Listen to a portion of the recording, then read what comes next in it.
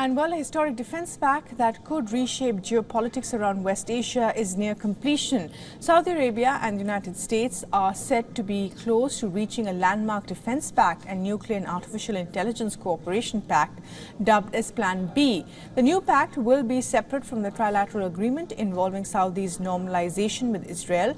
A report suggests Plan B could expand once Israel ends its war in Gaza and commits to an irreversible path to achieve Palestinian statehood in the West Bank, East Jerusalem and Gaza. The Saudi Crown Prince Mohammed bin Salman and the US Secretary of State Antony Blinken reportedly discussed Plan B last weekend during the World Economic Forum in Riyadh. Sources say the nuclear part of the US-Saudi deal could allow Riyadh a conversion plant for turning refined uranium powder into gas. But Saudi Arabia would not initially be allowed to enrich uranium gas on its own territory. A separate US-Saudi text would establish a defense pact between the two countries. The third part of the deal would involve a loosening of US export controls to Saudi Arabia for computer chips used in AI development tools. For Riyadh, a Palestinian state has long been the key to Saudi relations with Israel. As head of Israel's government, the Prime Minister Benjamin Netanyahu has flatly rejected a Palestinian state. Washington, however, appears determined to reassert its influence after disengaging from the troubled region in recent years. And one of the reasons, of course, is the close proximity of Russia and China now to Saudi Arabia and other Middle Eastern countries.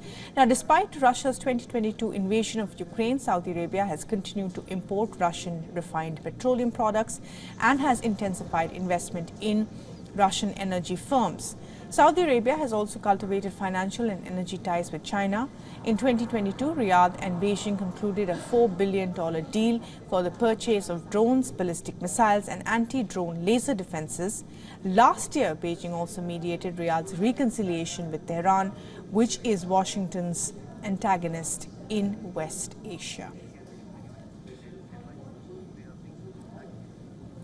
And well, earlier today, we spoke to Glenn Deason, who is a professor of international relations at the University of Southeastern Norway, for more perspective.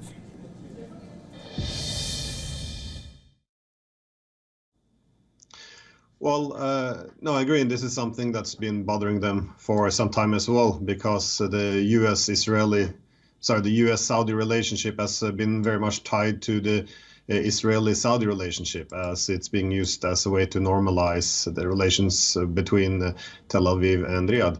Now, the problem, of course, is that the Saudis won't deal with Israel if they don't commit to a Palestinian state and end the occupation in accordance with the 67 borders.